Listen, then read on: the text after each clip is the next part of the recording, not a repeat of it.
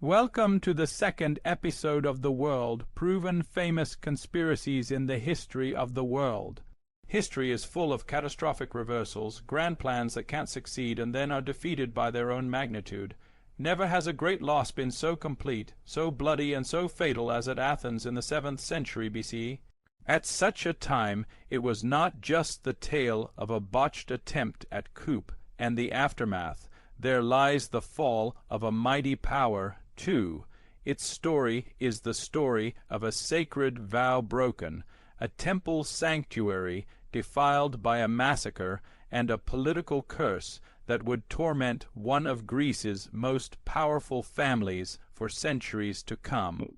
For well over the last 2,600 years, this story was merely a record of ancient historians' stories. The shocking discovery in a modern Athenian suburb brought back the spine, aching tale of 2,600 years ago, an Olympic hero, a divine prophecy story, and a secret plot to bring a city down. Around 632 BCE, a man approached the concept of taking complete control of Athens, but his ambitions would unleash an avalanche of violence and sacrilege that would curse one of Greece's most powerful families for generations. Which is why did a very revered champion become an agent of the bloody massacre, which we now know as the Athenian Revolution, and one of the greatest and least remembered events in ancient Athens. I am Czar, educating the common man about famous conspiracies of our history. If you like my content, kindly like, subscribe, and comment. This is the Cylonian affair, the sacrilege that haunted Athens from the age of tyrants to the death of Pericles.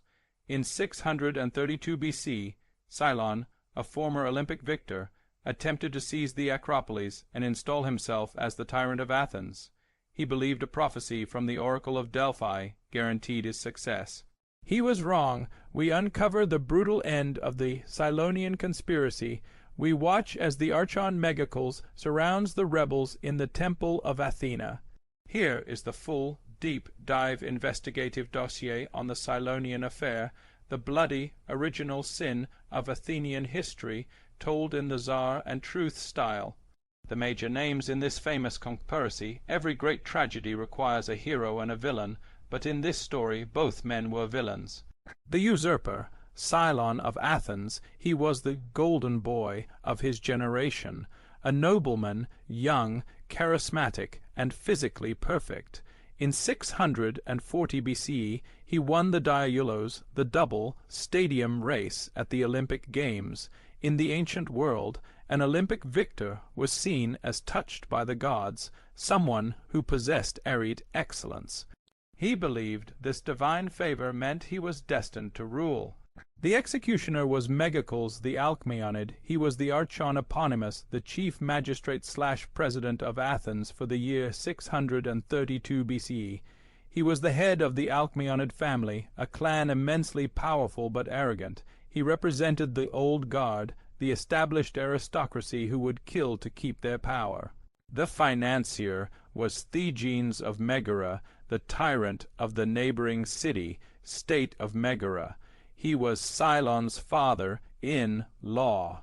He was the shadow backer who provided the muscle. The exact date, time, and victims of this conspiracy are now important to know as well. 632 BCE. This is critical because it is the first reliably dated event in Athenian history. Before this, we only have myths. After this, we have history. The coup was launched during a major festival. Cylon believed it was the Olympic Games held in summer, but historians believe it actually coincided with the Diaja, the festival of Zeus Melitios, outside the city walls. Not Cylon himself, he ran away. The victims were his followers, young Athenian aristocrats and Megarian mercenaries who were slaughtered while clutching the holy statues of the gods. The plot, who funded and bribed. Let us put a light on it. This wasn't a grassroots revolution. It was a foreign-backed coup. Cylon married the daughter of Thegenes, the tyrant of Megara. This marriage was the business deal behind the conspiracy. The bribe in it, Thegenes didn't just give money, he sent Megarian troops. This was the fatal mistake. When the Athenians saw foreign soldiers climbing their holy Acropolis, they didn't see a liberator, they saw an invasion. The motive of this conspiracy or the dream of tyranny, in the 7th century BCE, the word tyrant, tyrannos, did not yet mean evil dictator. It simply meant an absolute ruler who seized power by force, often to break the stranglehold of corrupt aristocrats. Cities all around Athens, Corinth, Megara, Sicyon were ruled by tyrants who built temples and improved the economy. The oracle's trap. Cylon went to the oracle of Delphi and asked how to seize Athens. The Pythoness told him to attack during the grand festival of Zeus. Cylon, being an Olympian, assumed this meant the Olympic Games. He was wrong. The oracle likely meant the local Athenian festival. His motive was spiritual arrogance. He thought the gods were ordering him to take the throne. Was it perfect execution, or it was a disaster? It was a tactical nightmare.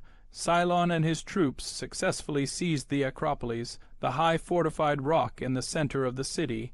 They forgot about water. The Acropolis has very few natural water sources. Megacles, the archon, didn't panic. He simply rallied the rural farmers who were in town for the festival. They surrounded the Acropolis and waited. As thirst set in, Cylon and his brother slipped out in the dark, abandoning their men. The leader fled, leaving his followers to face the wrath of the state. The historic turning point is, this is the moment that changed history and created the curse. The starving rebels took sanctuary at the temple of Athena Polias. By ancient Greek religious law, you cannot kill someone touching a holy altar supplication. To do so is to declare war on the gods.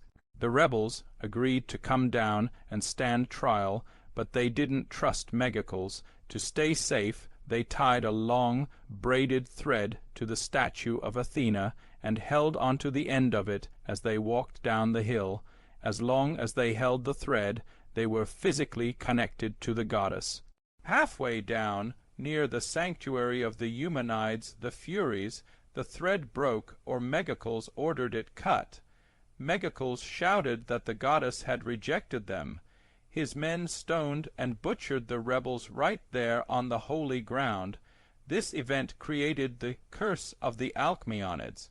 Because Megacles killed men under the protection of the gods, his entire family was declared enagis, polluted. They were exiled. Even the bones of their ancestors were dug up and thrown across the border.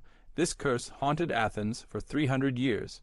Whenever an Alcmeonid, like the famous Pericles or Alcibiades, gained power, their enemies like Sparta would scream, "Remember the Cylonian curse," to try and destabilize the government.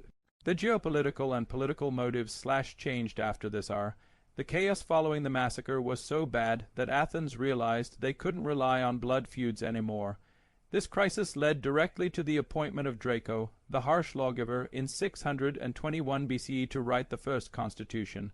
Without Cylon's failure, there is no Draco, no Solon, and no democracy. War with Megara. Because Megarian soldiers were killed, a long and bloody war started between Athens and Megara over the island of Salamis. This war weakened both cities for decades. What happened to the witnesses after it? The people of Athens were horrified. They believed a miasma, a spiritual cloud of pollution, hung over the city because of the sacrilege. Crops failed. Plagues hit. The witnesses felt complicit. Athens had to hire a famous mystic from Crete, Epimenides, to come and ritually purify the city to lift the guilt of the witnesses who stood by and watched the massacre. What are the physical facts, the undeniable proof?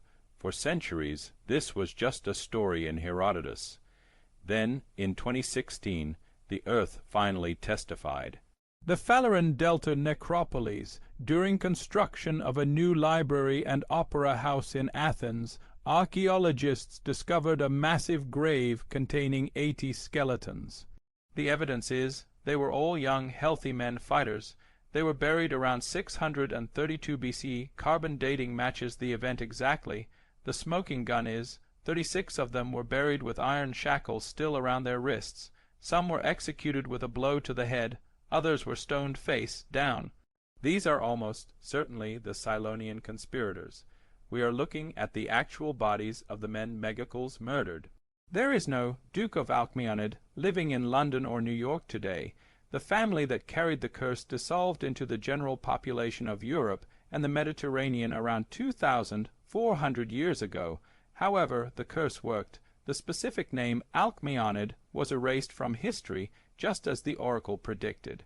In 2016, archaeologists found the 80 skeletons of Cylon's followers in a mass grave at the Phaleron Delta in Athens.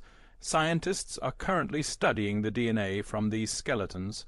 We cannot match them to living people by name, like John Smith is the heir of Cylon, but their genetic markers are undoubtedly present in the modern population of Greece, Turkey, and Italy.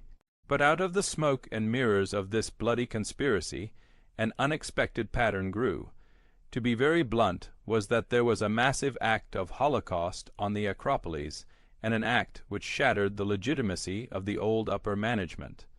This curse and its consequent political upheaval set the stage for a crisis only possible with radical change. The affair laid bare the ugly truth of aristocratic power grabs and helped persuade the Athenians that they needed a government of laws and not the caprice of strongmen. Thus the way of Solon, and later the democracy of Cleisthenes, was laid with the blood of Cylon's devotees. It's one of the great ironies of history. A failed attempt to build a tyranny was made more of a decisive factor that ultimately set Athens on its long, hard path to making the world's first democracy.